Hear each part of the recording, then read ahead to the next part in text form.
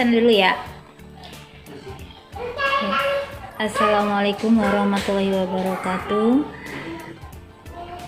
Kali ini kita akan membahas materi sistem koordinat kartesius.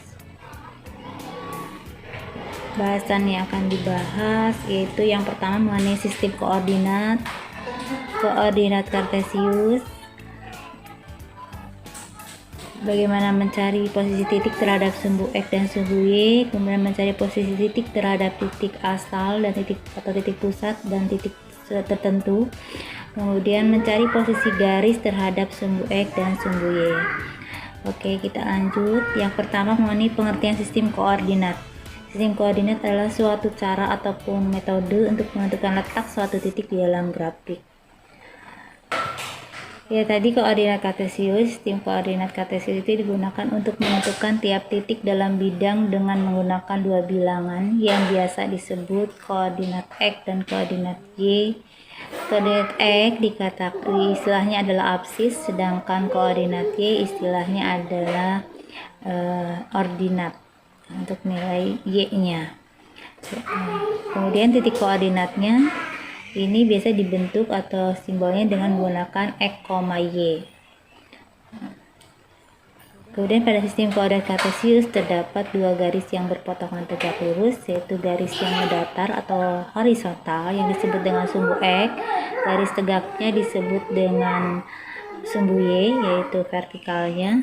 Kemudian titik potong antara sumbu X dan sumbu Y ini adalah merupakan titik asal.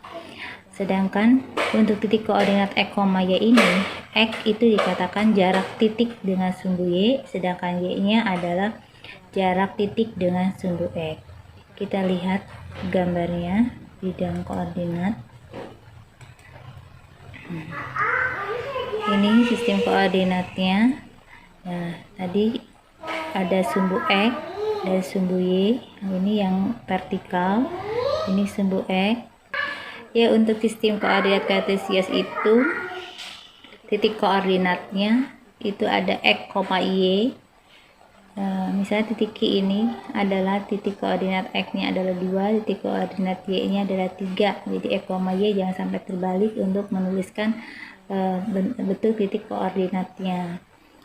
Untuk koordinat X yang dikatakan dengan absis berarti di sini 2, sedangkan titik koordinat Y yang dikatakan ordinat adalah 3.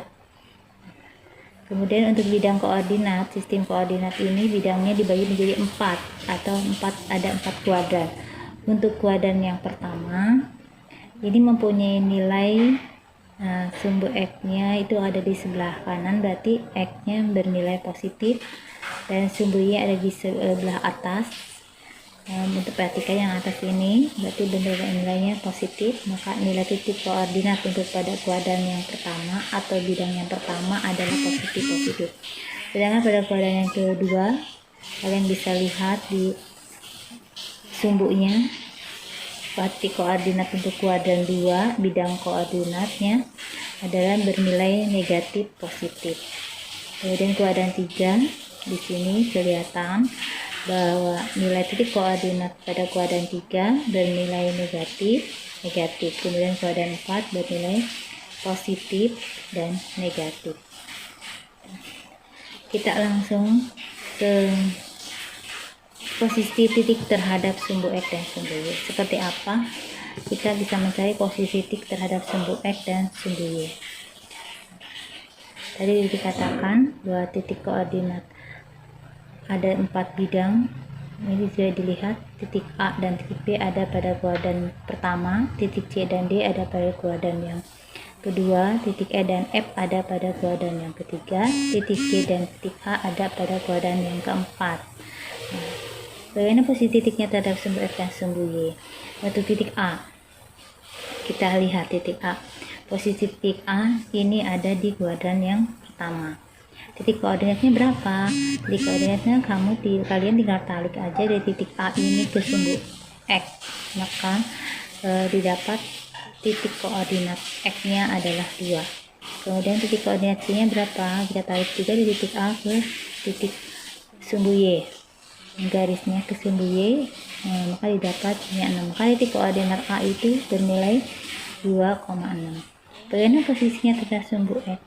Nah, titik A terhadap sumbu X itu mempunyai jarak tadi sudah dikatakan bahwa untuk nilai X adalah jarak terhadap sumbu Y, sedangkan Y adalah jarak terhadap sumbu X. Makanya jarak titik A ini posisinya mempunyai jarak terhadap sumbu X itu berarti bernilai 6 satuan.